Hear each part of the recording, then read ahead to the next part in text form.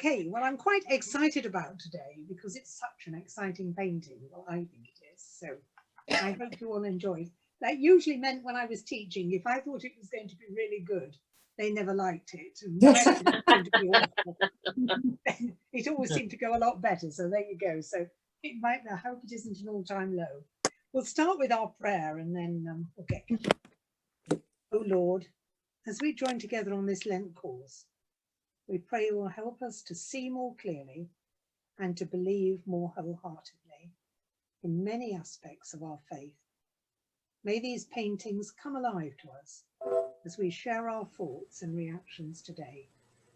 Deepen our understanding and our love for you through these studies. Amen. Amen. Well, thank you very much, everybody, for coming. And I sent you this possibly quite difficult poem, Emmaus. Very difficult. Very. Glad it wasn't I only think me. what they'll do, we'll refer to it later because I think as we progress looking at the painting, hopefully that poem will become more clear if you read it again later. But we'll wait and see. Excuse me. We won't worry about it. So today we're looking at The Supper at Emmaus by Caravaggio, and there it is in the National Gallery, actually, there, that painting. And it was painted in 1601. I'll say a little bit about him first. He lived from 1571 to 1610, and he's described by Andrew Graham Dixon, who is the great expert on Caravaggio, I think, that his life was sacred and profane. And I think that's a pretty good description of Caravaggio. He was a fugitive for much of his life because he was so criminal in his behavior that his passion for criminality, I think, was rivaled only by his passion for painting. So he spent a great deal of time on the run from the authorities. And most of what we know about Caravaggio is from court records that were kept when he was being prosecuted. His father was a stonemason, but he did have some relatives who were of the nobility, and he lived his life, unsurprisingly, in Caravaggio and also in Milan. He was provincial. Caravaggio was a provincial agricultural town, so very different from what Milan would have been. Milan was very famous for stonework and also for its men, who were very famous for their skill with a sword. And Caravaggio fitted in extremely well in this respect, because he was extremely talented swordsman, which enabled him to survive in the many fights that he got involved in. Milanese men were also noted for an extreme reluctance to marry, and Caravaggio was no exception in that respect either. After some years struggling, he managed to survive in Rome as a painter, and he eventually got patronage from the Roman nobility. His early work was in palazios, but later he started to do religious work for churches. He never had a workshop, like most famous painters, but he was a great influence on painting in both the 16th and the 17th century. He died very young at 39, a solitary death in a back alley, and Andrew Graham Dixon thinks that he was murdered, in fact. No drawings exist of his at all, because he never drew. First, he painted directly onto the canvas, onto the picture.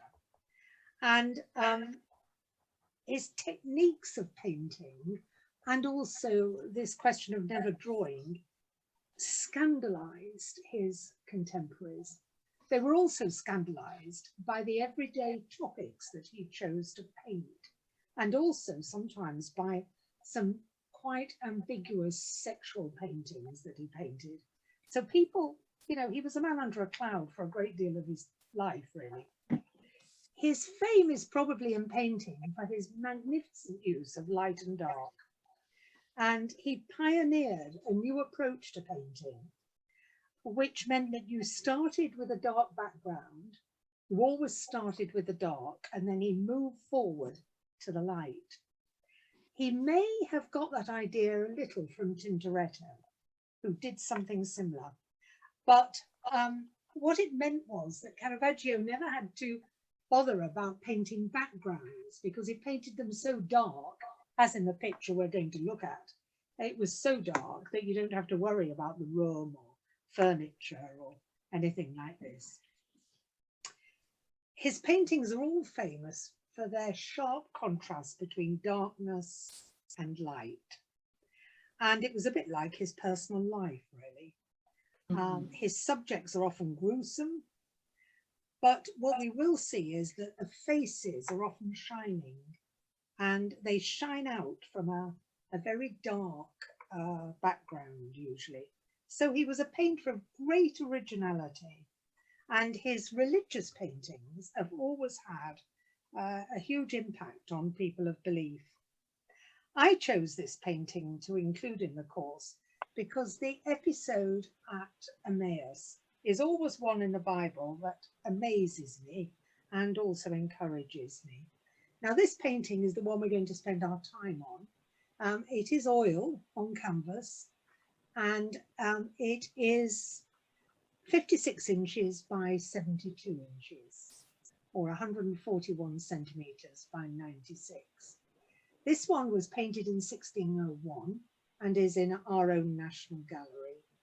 There is another Supper at Emmaus, painted in 1606, 5 years later, and this one is in the gallery in Milan. As you can see, this one is quite different from the one we're going to look at. Art critics think that this one is more refined in its finish. Now, it might be because he started to add, and I mentioned this last week, walnut oil to his paint, which gives it a very, very smooth finish that other people didn't achieve. But I prefer the earlier painting, so that's the one we're going to look at.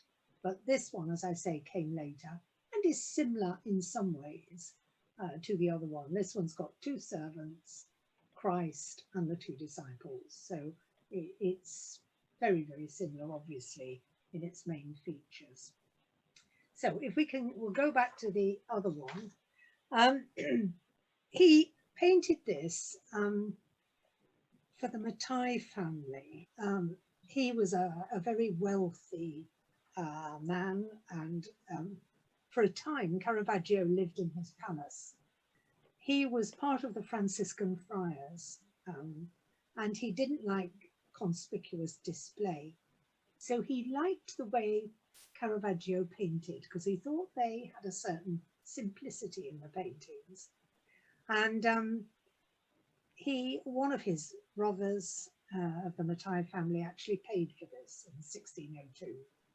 And it reflects their much more ascetic approach to painting.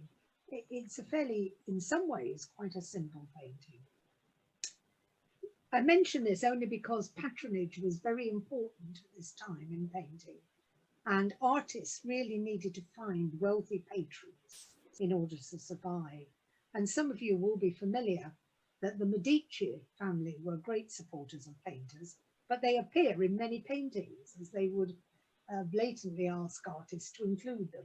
And you can see them in crowds and sometimes in quite prominent places in the painting. Philip of Spain, of course, was a great patron of painters, particularly Titian and many other artists. And Henry VIII had a massive collection of tapestries which were seen as superior to paintings, and he collected them relentlessly from the Low Countries. And of course also he patronized Holbein, and you'll see lots of his paintings in the National Gallery. As you approach the end of Caravaggio's life, his paintings become even darker than this. And Andrew Graham Dixon thinks that this may reflect his disastrous life as it unfolded. And he thinks a loss of faith for Caravaggio, but there is There is actually no evidence of that at all, but I just mention that because it is a thought. We're now going to, Harry's going to read to us from Luke chapter 24, just a section of the story of the supper at Emmaus. Right then. So this is Luke chapter 24, verses 28 to 35. You are those who have stood by me in my trials, and I confer on you a kingdom, just as my Father conferred one on me, so that you may eat and drink at my table in my kingdom, and sit on thrones, judging the 12 tribes of Israel. Simon, son of Satan, has asked to sift you as wheat. But I have prayed for you, Simon, and your father may not fail. And when you have turned back, strengthen your brothers. But he replied, Lord, I am ready to go with you to prison and to death. Jesus answered, I tell you, Peter, before the cock crows today, you will deny 3 times that you know me. Then Jesus asked them, when I sent... Hang on, Harry. I think it's the wrong bit. Yeah. Oh, that's what you said, 20... Luke 24. Oh, I've got... Sorry. Don't No, worry. I was on Luke 22. is the last chapter of Luke, beginning at verse 28. Yeah, I thought it didn't sound quite right. Yeah. Right. Yes, where we are. It's as they approach the village. Yeah. 24. And And Harry's reading starts after they've walked and this stranger has joined them. I shall beat myself up now. As they approached the village to which they were going, Jesus acted as if he were going further, but they urged him strongly, stay with us, for it is nearly evening, and the day is almost over. So he went in to stay with them. When he was at the table with them, he took bread, gave thanks, broke it, and began to give it to them. Then their eyes were opened, and they recognized him, and he disappeared from their sight. They asked each other, were not our hearts burning within us while he talked with us on the road and opened the scriptures to us? They got up and returned at once to Jerusalem. There they found the 11 and those with them assembled together and saying, it is true, the Lord has risen and has appeared to Simon. Then the 2 told what had happened on the way and how Jesus was recognized by them when he broke the bread. Lovely, thank you. The right bit.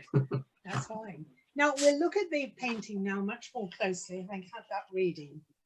This is a painting of a transitory moment of revelation captured by Caravaggio, a fleeting moment. The 2 disciples have been devastated by the death of Christ and being crucified in this dreadful way. And they have walked with this stranger over to Emmaus. And that was why I included the poem. And if you look back on it later, Rowan Williams captures in this poem the walk. And what he is saying in that poem is that the disciples were conscious somebody was walking with them, but things were not quite normal or right. It's as if the presence of Christ was distorting what they could see, what they could feel. He says in that poem, they looked at each other's faces and the lines on their faces looked different. There were footmarks in the sand, and yet they could not pick up the rhythm of the footsteps. Now, what Rowan Williams, I think, is trying to say to us that as they journeyed, there was something strange, luminous. They didn't know what it was. There was something odd about this person. And then they arrive at Emmaus, and they arrive at a house to have a meal. And this is then this moment. And it is a painting showing us those who can see and those who do not see. So it's very much in the heart of this Lent course. So we'll look now at the painting, and I'll stop talking and hope you will. If we look at Jesus first as the central figure in this painting. Now, in this image of him here, In what ways might you see this as a surprising way of painting Christ? He has no beard and he's quite round-faced. Yes, he's got chubby cheeks. I mean, how many of you have imagined Jesus with chubby cheeks? Probably not very many. And he has no beard at all. He looks very feminine, I think. Yes, I would have said A lot of that too, people say yeah. about this. This is one thing people were outraged at when he painted it. Some people were, because Jesus looks positively androgynous there. You're not sure if he's a man or a woman. You know, he could be either. So it's not how we would normally see Jesus painted at all. And I want us to think the disciples did not recognize him. Now, some people think Caravaggio didn't paint him with a beard because maybe that was why they didn't recognize him. I don't personally think that. I think there was something different about Christ's resurrected body that meant they didn't recognize him from the start. And it does say in the Bible, Mark in his gospel uses the word Jesus was in a different form. Now, if you think of different form, it may be Caravaggio was alerting us to that by this surprising portrayal of Christ. In other words, Caravaggio is saying to us, look at Jesus, this is probably not how you imagine him at all. So he looks androgynous, he has no beard, he's got a sort of chubby cheeks. Is there anything else about him? There are no scars on his hands. There are no Scars on his hand that we can see. No, you can't, can you? No, you can't see the piercing of the nails. No? Not there. That's right.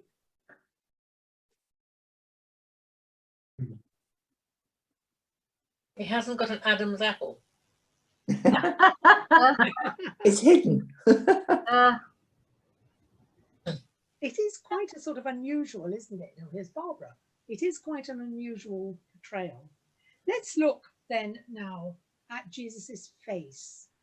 And here we've got a really lovely example of his use of light, because you've got now the light coming from the left-hand side of the painting as you look at it, falling on Christ's face. And David, I'm on film. Go. Sorry. oh, that's all right. No, don't worry. And he's, you know, when we go back, you know, we were talking earlier about medieval paintings, I think in our first meeting, talking about size. Now, I'm not talking about size here, but one of the things they also did often was put the light onto the most important character. So whilst the other people are lit, Jesus is lit much more. He's drawing our attention to the face of Christ. Look at his right hand, which is raised. What is he doing? Making the sign of the cross. Yes, he's blessing the bread, isn't he, and the wine before they start to eat. He's making the sign of the cross. This, can you see the effect of that hand? What does it actually do to us as we look at the painting? Does it draw us into the painting? Yes, it does, because he's reaching out to us. It's actually, again, an example. Do you remember the dove in the baptism painting? It's a very beautiful example of foreshortening, the ability to make that arm look almost 3D on the canvas. I mean, if any of you have ever painted, it's very difficult to do that. Yeah. It is. To get a hand to look as though he's actually reaching out into the space of the painting, as if he's reaching out toward us as he does this blessing. And look at the hand. In my limited experience, I've seen many paintings in galleries of this period, and the hands are awful. And the feet. Hands look like little sausages on the end Yeah. of palms. I don't know if anyone's noticed that. Sometimes hands are quite badly painted, and that hand is beautifully painted. You can just see the way his thumb is held up, the fingers are curled round slightly, and also the other hand. the left hand is resting near the bread. It's a brilliant example of painting. It shows skill.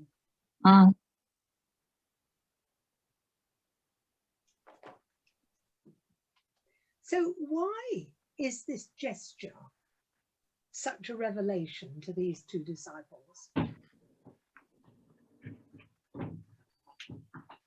But presumably when they're sitting down, they don't know who he is. No, they don't. But then as he does the blessing, it is revealed to them. So what would they remember? What events do you think? What would The it last trigger? Last Supper.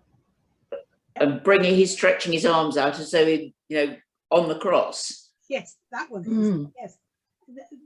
It would bring up previous times when Jesus had eaten with them and blessed food. So it would have evoked a memory, wouldn't it, of those gestures. They would have been very familiar with that. Now, if we look at the innkeeper, who is up on the top left there, just slightly behind Jesus's raised hand, how does he look? Almost looks as if he's looking through him, looking He's past looking him. at him. Yeah. I think he's the only one that can see him. I don't know. Why do you think that? I think I he's don't think I think the opposite. Because the guy on the right, the guy on the right holding his arms out, Yes. isn't looking at Jesus. He's not even touching him. No, we wouldn't expect him to And the touch other him. guy, I don't think you'd expect him to touch him in these circumstances. He's clearly seen him because he's about, well, we'll come on to him in a minute. but the other guy in the green jacket, in the green coat, he's Yeah. almost, oh my gosh, he's here. Yeah. Yes. Yeah. I just realised who he is. So what could we say about the servant? He actually looked quite ordinary. Yeah. In the He sense, looks very, very serious and very intense. Accepting him. He's accepting him and listening attentively. Treating him as like anybody else, what in his establishment, serving him. Well, he looks a bit disbelieving to me. He's asking who's going to pay for this meal. He's wondering what's going on. That's right. One reason that has made people think Caravaggio wants to show the servant as not knowing Jesus. He's bemused by what he's witnessing. And we probably can deduce that fairly accurately for one thing only, and that is wearing his hat. Now, if he'd have realized that Jesus was the Messiah, or he'd heard about him and this was a special person, the custom would have been for him to have taken his hat off. So he thinks this is an ordinary visitor, and he's thinking, I think he's probably thinking, what on earth are they doing? What is happening? Why are these two reacting in this way? He's just sort of a gog, really. So I don't think he's being disrespectful. He didn't actually know or understand. He can't see what's happening. He was not a believer, so he's sort of outside the circle. But then if we look at the two disciples, we see the reaction is very dramatic. If we look at the one on the right, with his arms outstretched, why would he perhaps be wearing a shell? Yeah, I wondered that. well, I That's a think it was pilgrim. a pilgrim. Pilgrim, yeah. Pilgrim. Pilgrim, yes. Because in those days, people on pilgrimages wore those little shells. So that's just something Caravaggio put in to show he's some sort of, he's a follower. He's a pilgrim, he's a believer. And his reaction is beautifully portrayed in his body language, isn't it? What is he doing here? Yeah. The foreshortening of that arm is amazing. That is amazing. It is just brilliant. And the fabric and his treatment of his shell. painting. Yeah, it's just amazing. It is. Yeah, with Yeah, his arms out there, stretched open. Yeah. He's very open body language, very open. Very open. He's shocked. You can see that. Yeah. Yeah. Look at the palm of his hand. That Sorry? would be one of the most beautifully painted palms. If you look at your own hand and you do this, those two little lines between the Oh thumb yeah, and yeah. finger. You know, it's an amazing painting of an open palm. Yeah. Just as he's sort of jumping up, isn't he? It's and again, as you were saying, Liz, the clothing Oh, it's just fantastic. is fantastic, and it's partly because And the shell. way of making. You want to try painting a shell? That's jolly difficult. Yeah, look at the paint on the shell and the Yeah. light as the shell. You know, if somebody else painted that, the shell will probably look a bit flat. Yeah. And there he's got this lovely curve, not exaggerated, but just like those shells are. Mm. And he's got this amazed. You can see he's leaping to his feet, can't you? Would he have had models to observe? Well, Because I mean, to just do that out of your imagination is unbelievable. You know, it's just fantastic. it is. He could rarely afford models. It's most unlikely. He might have got some ruffian off the street to come and do this for a few minutes. You know, sit in a chair and go like that. You know. Yeah. But because he didn't draw, you see, No, that's the when thing. you think of him doing this without drawing, Yeah. he's putting the paint straight on. Unbelievable. He made the paint thin so it would have been runny. It's amazing, really. Margaret, am I right that Caravaggio did an awful lot of sort of self-portraits in a lot of his work, which sort of... Yes, he did. There are some paintings and people think that was Caravaggio. There's one in the National Gallery, if anybody's seen it, The Boy with the Lizard. Has anybody seen that one? But it's all the boy there who's been bitten by this lizard and he's got his hand. This is also, that's a very androgynous painting as well. That was Caravaggio's self-portrait. Yeah. And there are several others people think that. Yeah. And it's not been said about this one, though. If we look at the other man, the other disciple who is sitting over to here. Now, what is the posture there suggesting? Surprise. He's about to jump up. Yeah. Yeah. What about the hole in his sleeve? Yes. Showing he's a working man. He's a working man. These were not rich people, no. Yeah. What does that do in terms of the painting, do you think? It just adds humanity to it. It adds humanity. Yeah. I think it's also thought, and I think this is probably true, I would accept this, that the hole makes us feel closer to the painting. If there wasn't the hole there, that elbow would be much less distinguishable because he's actually got the tear almost where the elbow points out.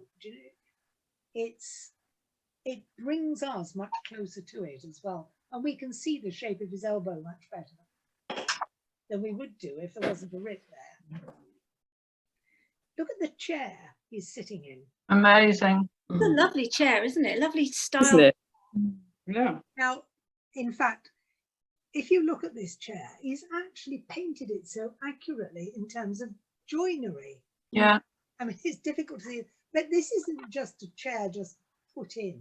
It's a chair beautifully painted with down here, you can see the seat bit where the joiner has set in those spiny bits, the sides of the chair, and he's got the joinery right.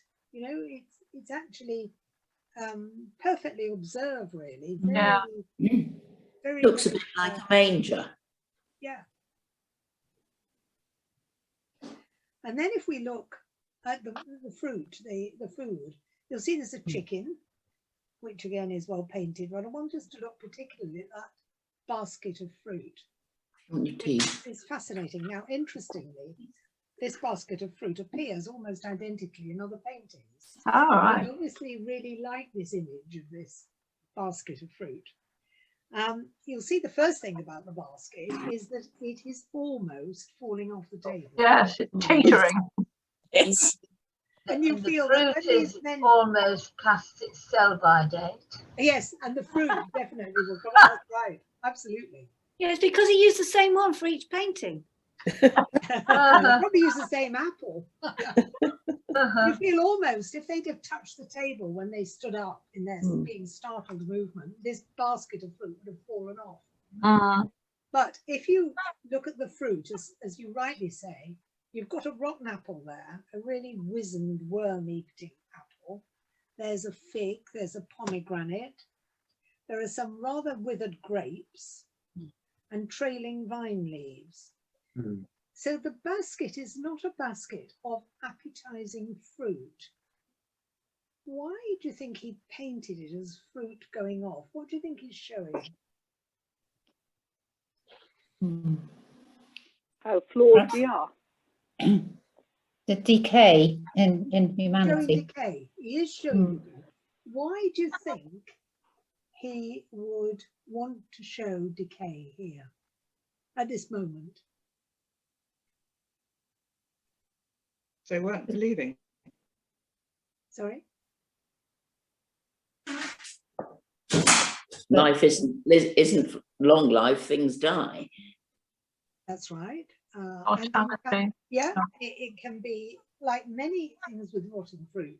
It's a reminder to the viewer of our immortality, the fact with our mortality, not our immortality, our mortality. If you look at the right of the basket, can you see the shadow there? And Fish. what shape is the shadow? The fish tail. Yeah. Fish's tail. And what would that have signified? Feeding of the 5,000, I suppose. Well, what was the fish a symbol of? At the time? Christianity. Died. It was a symbol of the Yeah. followers of Christ. Yes, it was an emblem of Christ. So Right. the catacombs have very simple fish scratched in their side. And here he's very cleverly reminded us of that with that shadow, like the fish's tail.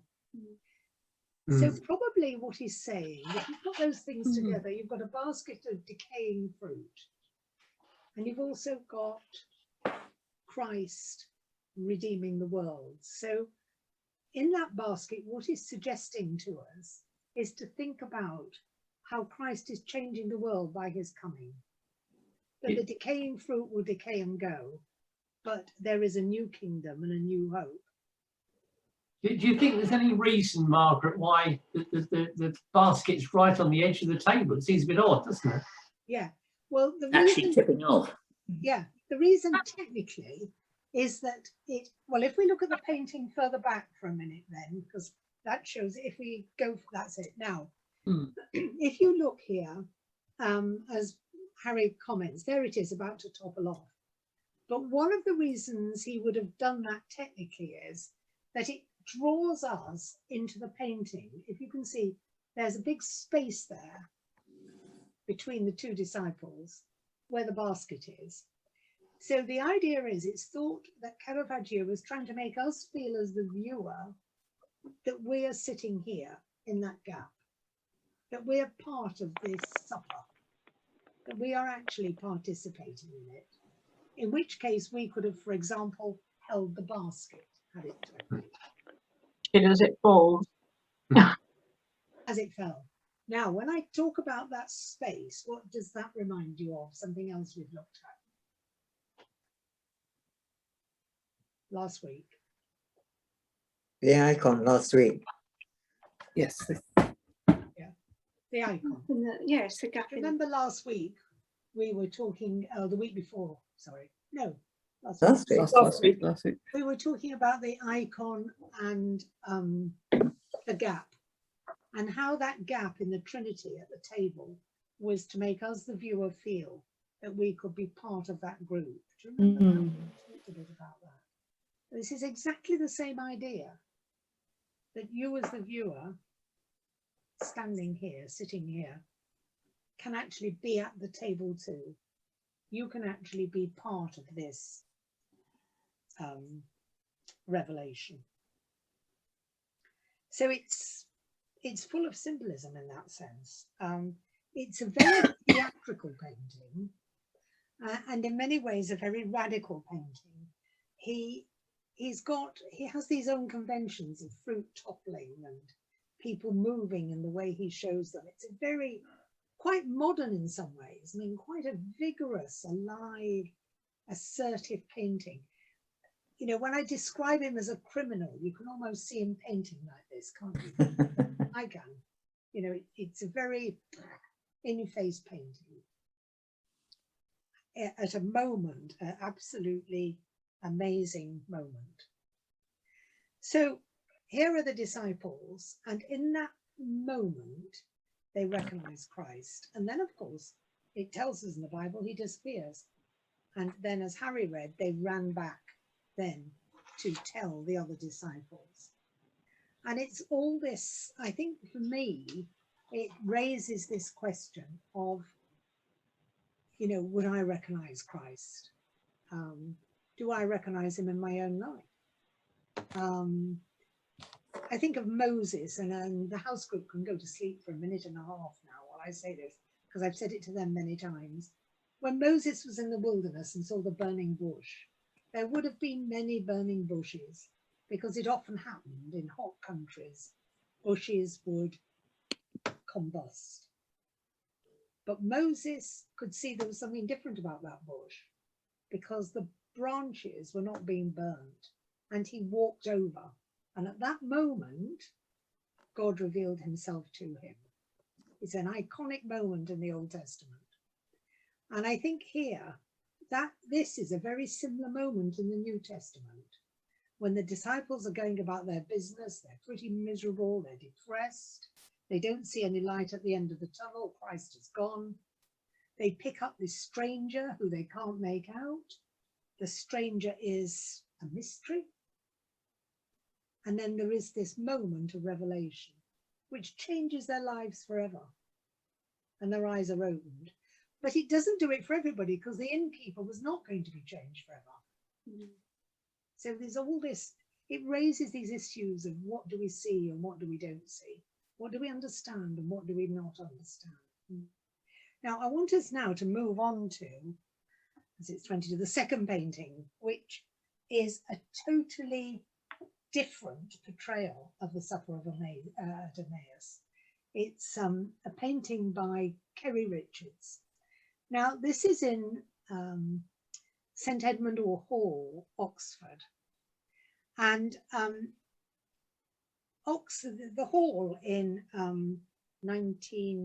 just lost the date for a minute. The hall was going to be accepted in the early 50s, was accepted as a college of Oxford University. And to celebrate that, the junior common room of academics and others there decided it would be lovely to have a painting to go in their chapel, here is the chapel, over their altar. And they started off thinking they'd approach famous painters like John Piper, who did all the stained glass, not there, but elsewhere, but he was too expensive. So they ran a bit of a competition, and this painting was selected by the committee for this site. So that is where it is. And this is Kerry Richards, a Welsh painter, 1903 to 1971. So he's been dead now some time. He did a number of paintings. And it's an interesting example here of patronage, really, because he ended up he went into the competition. They liked his painting best. But when he came to do it, they got it up. For example, the one on the left, you'll see is much paler than the one on the right. He did a whole series of drafts. And the first ones were too pale in that chapel.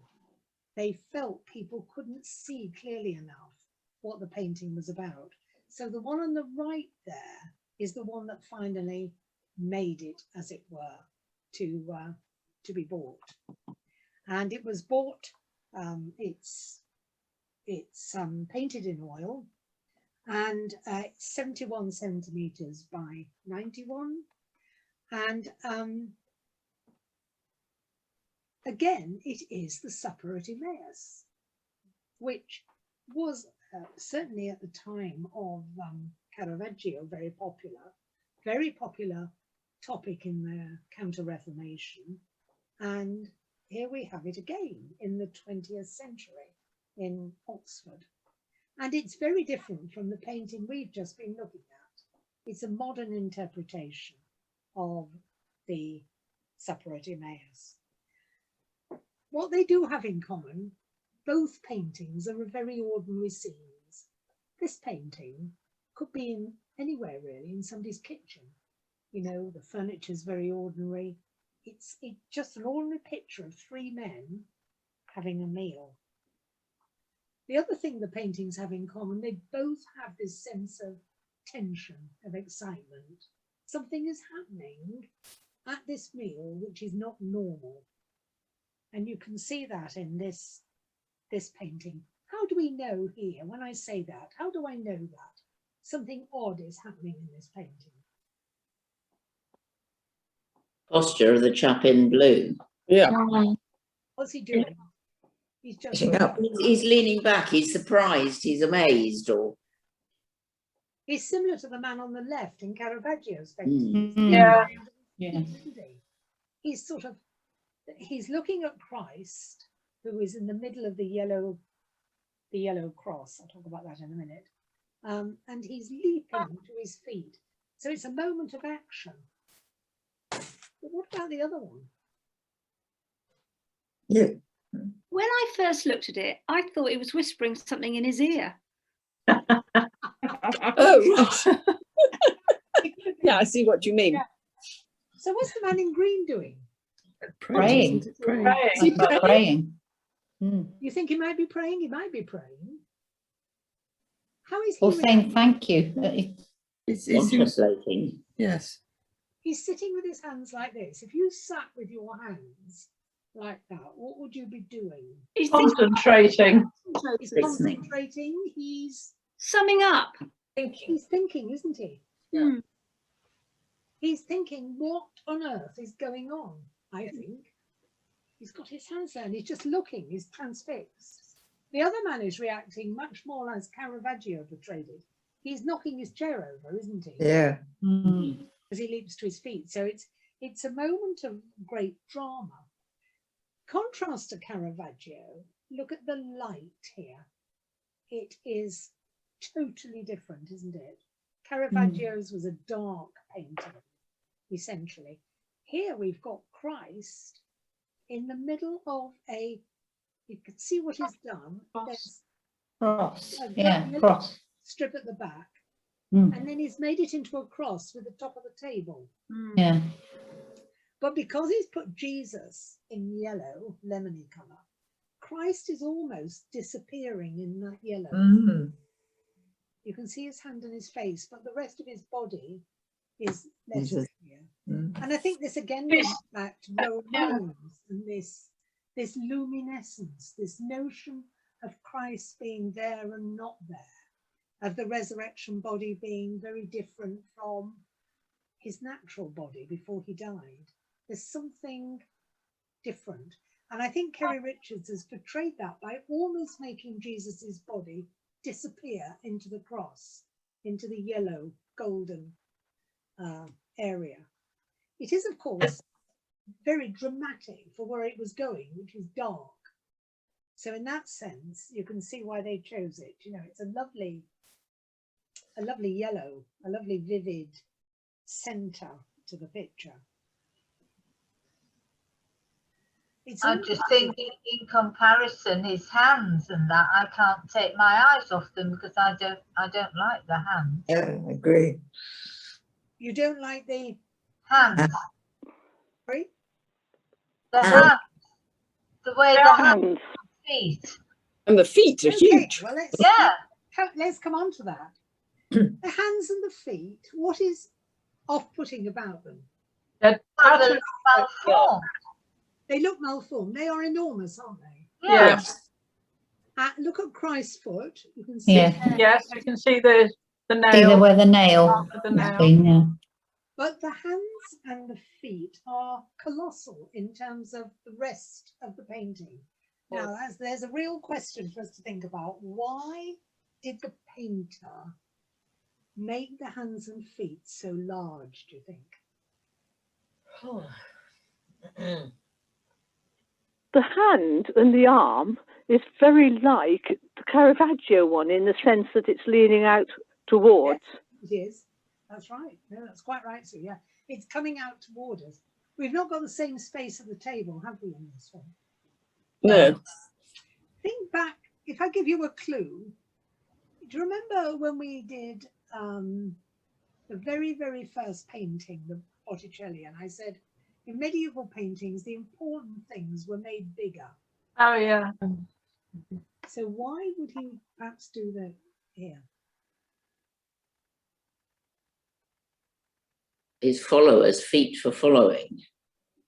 Yeah, right. That could be a factor. He's done big feet because he wants us to see that we must be followers.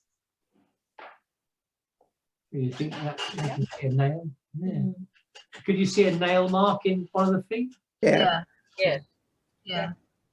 I think they were significant. You can see on the hands and the feet, you can see a nail mark, can't you? You can. Yes. You can.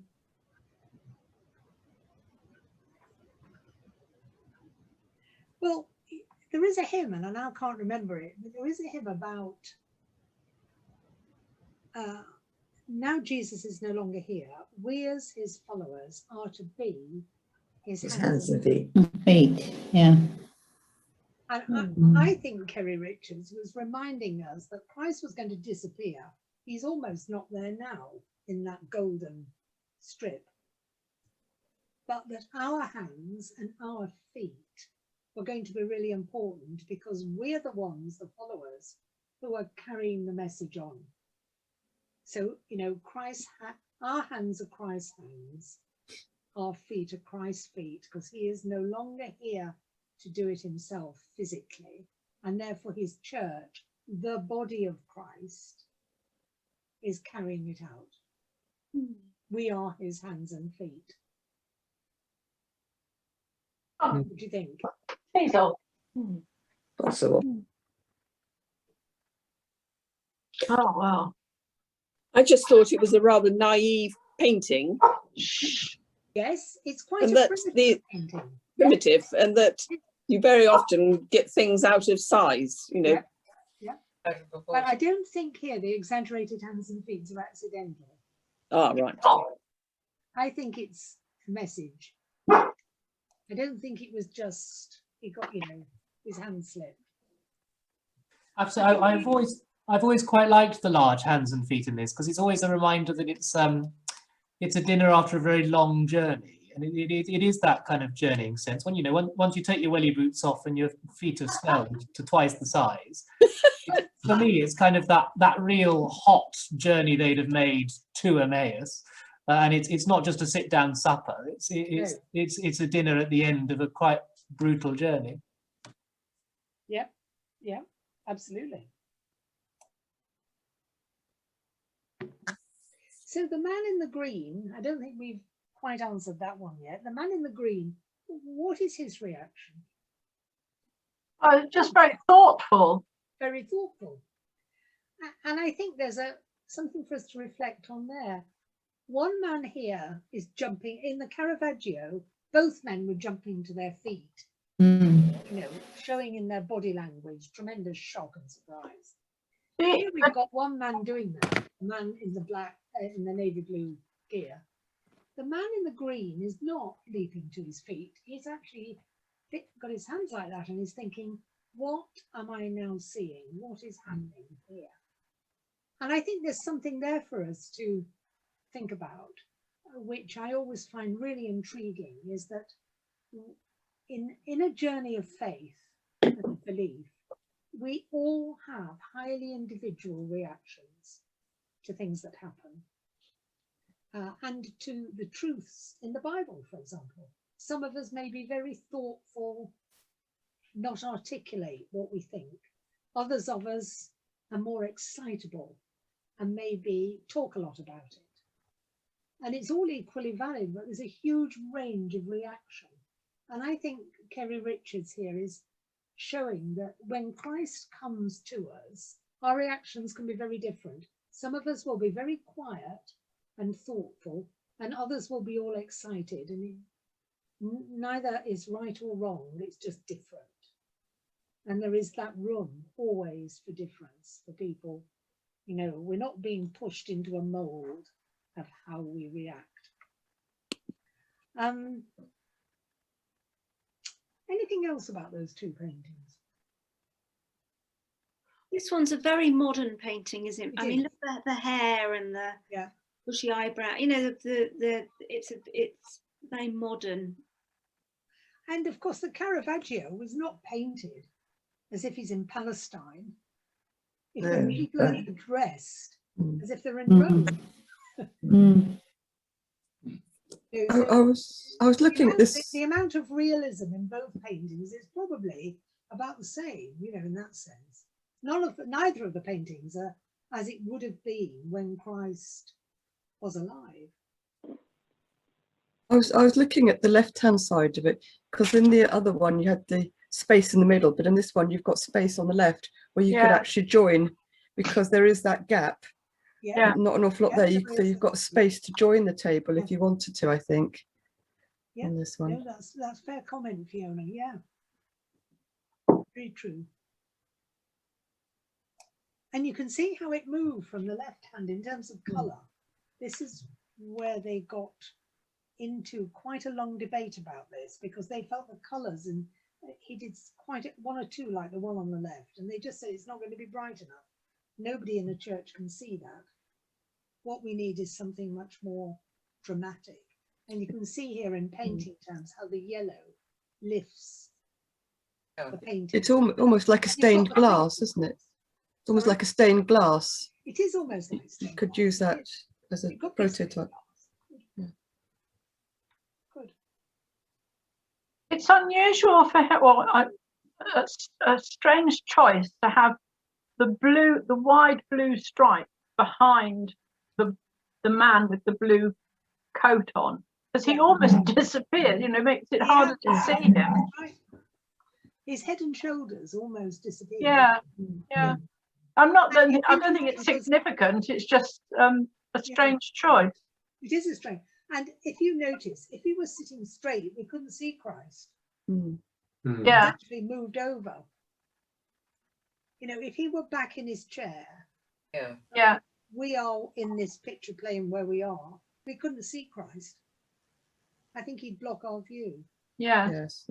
So he's moving him over at this moment of revelation. So it's a moment of revelation, not only to the man, but also to us. You know, he's unveiling him.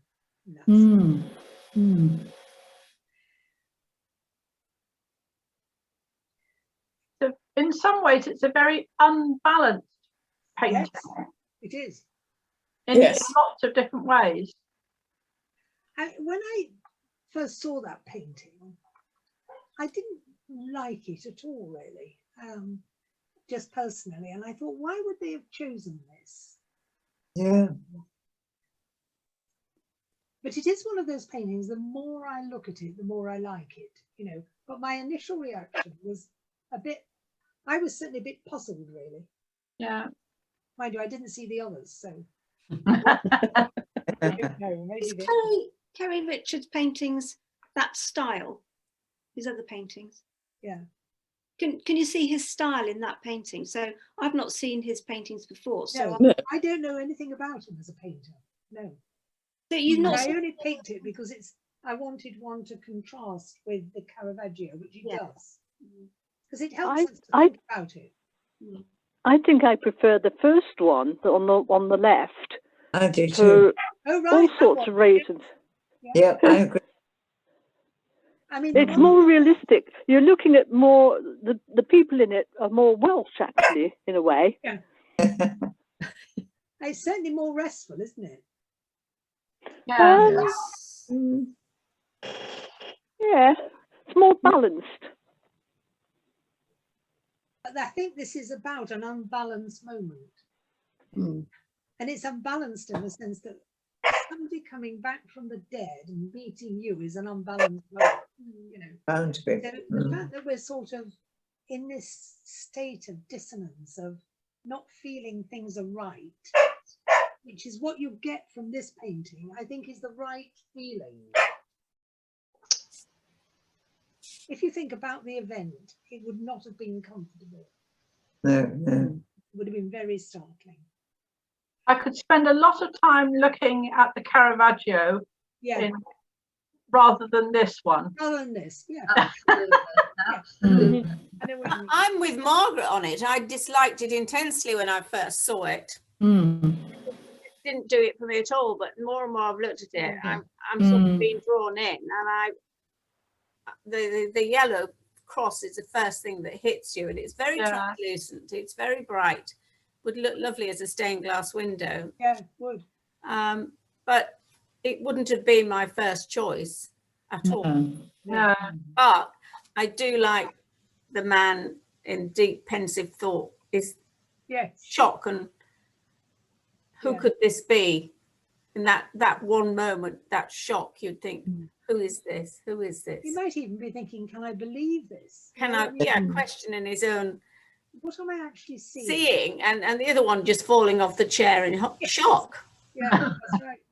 I think this painting relates more to the poem by Rowan Williams, because he mentions the backbone and the sharpness of the backbones on the two disciples. I think when you read that poem, you can see that poem in this painting. It's the static of it is unstable. There's something not right. It's disconcerting. That whole poem is about, that instability.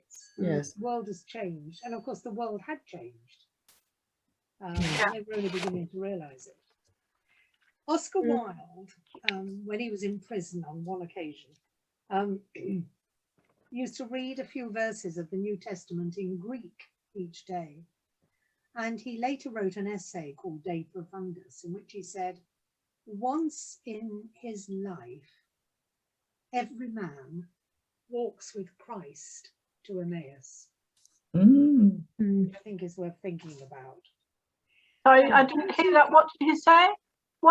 Once in his life, every man walks with Christ to Emmaus. Ah, right, okay. So in other words, this is a universal encounter, is what he was thinking. I'm reading a novel at the moment, which is not at all about faith or anything like that. It's about a bachelor living in France in an old farmhouse. And he's trying to find his way in life. It's actually a very good story and very funny. And I read it the other day, and this is what I mean about this seeing. I was reading it, obviously, and this session with you was far from my thoughts until I read this. And I immediately thought of these two paintings and of what we will be talking about today. And I'd like just to finish by reading this to you. He's just sent his cleaner off, who's cleaned his farmhouse, and he's settling down for the evening. I open a bottle of red wine and begin to slice an onion, because I'm not sure what to have for my supper. And this is usually a good place to start, you know, red wine and an onion. But in the midst of slicing the onion, something unexpected takes place. As I feel the knife blade hissing through the translucent layers and breathe its pungent zing and blink, for my eyes are beginning to smart, I suddenly have one of those rare moments of preternatural clarity when things drop into place, as if all the melons or cherries on the reels of a slot machine had suddenly fallen, click, click, click, into a line. There was no bumper payout, no tinkling torrent of coins gushing into an open drawer.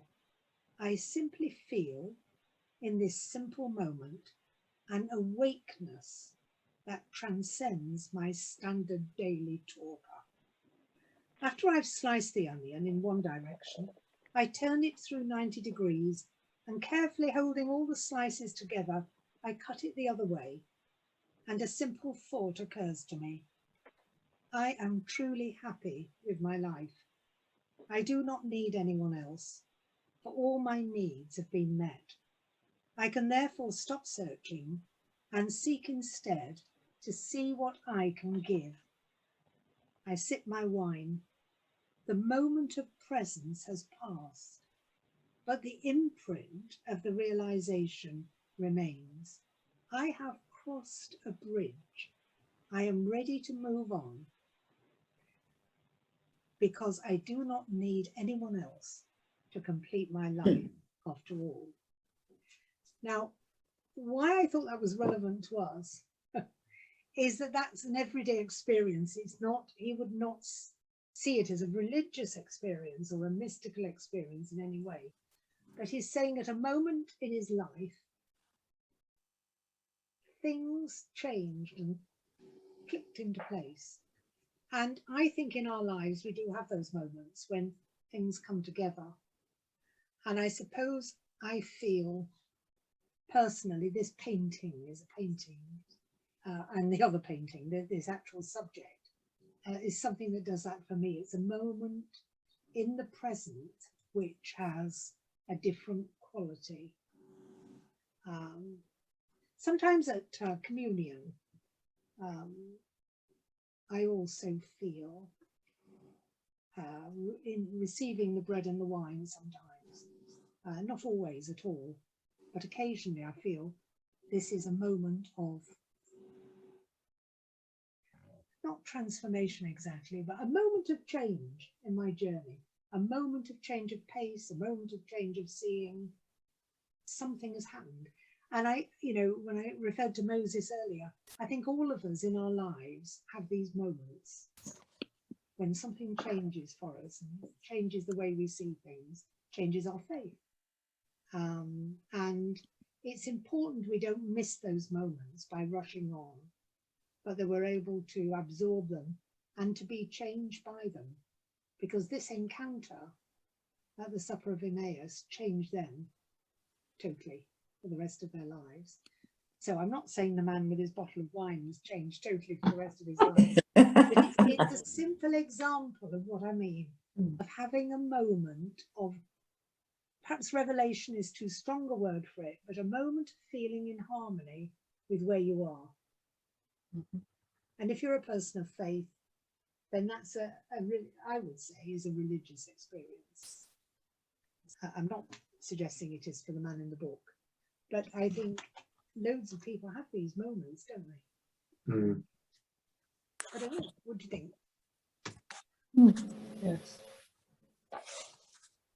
Definitely.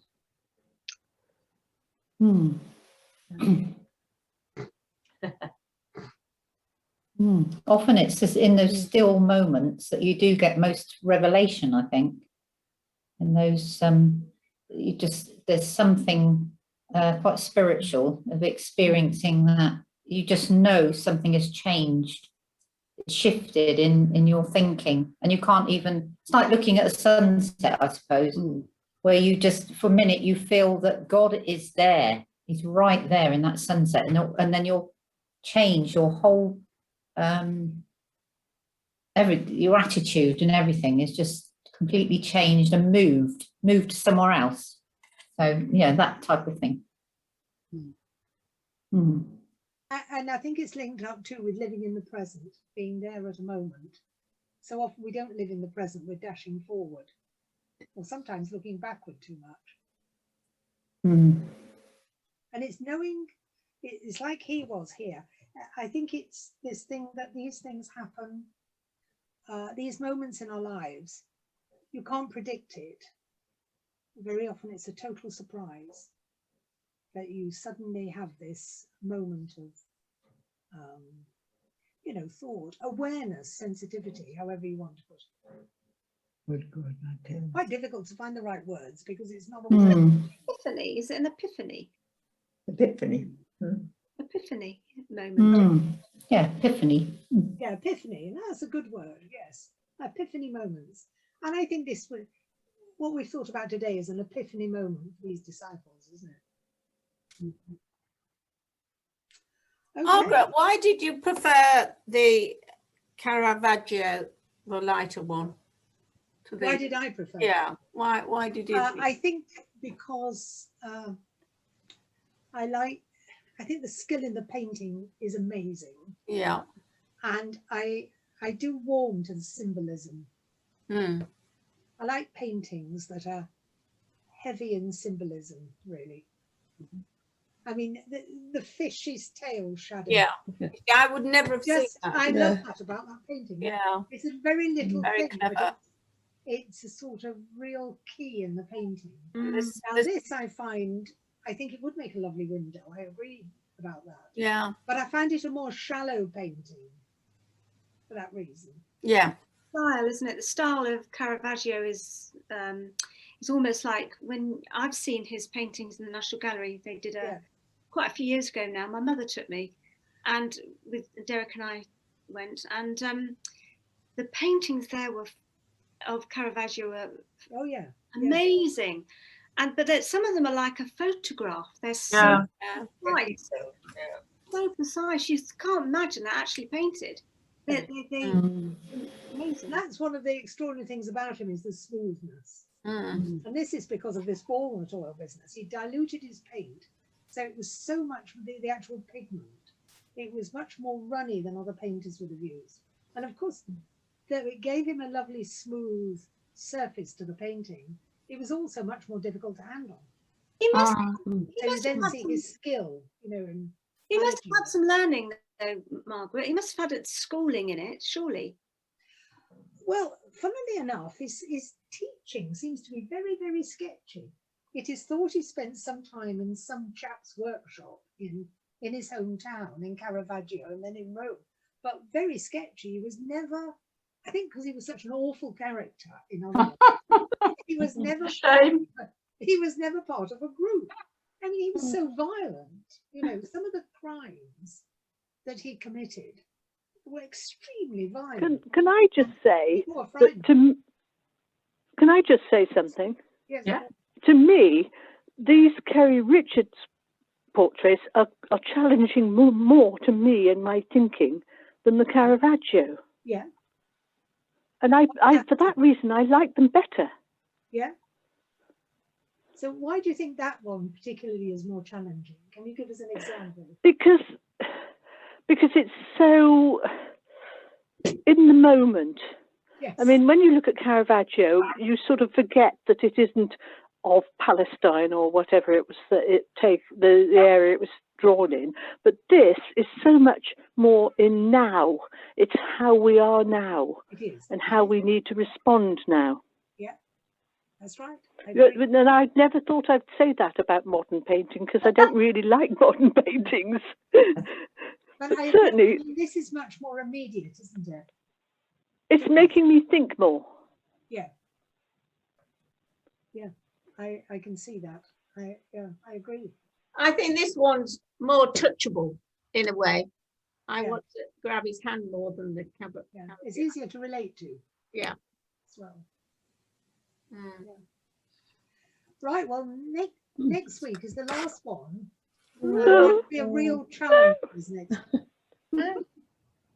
Because we're looking at the paintings of Roger Wagner, and they're very quite hard to get to grips with. And I thought the other day, why have I gone and put him in? But I think when we get round to it, it'll be fine. I did a bit more work on that one. We're such a lovely lot. We are such a lovely lot, I don't mind. That's right. Yeah. It'll be a bit. Margaret, thank you. Next week. Yeah, thank you so much. Thank you very much. Thank you. It's been very good. Thank you. Thank you very much. Bye. Bye. Goodbye.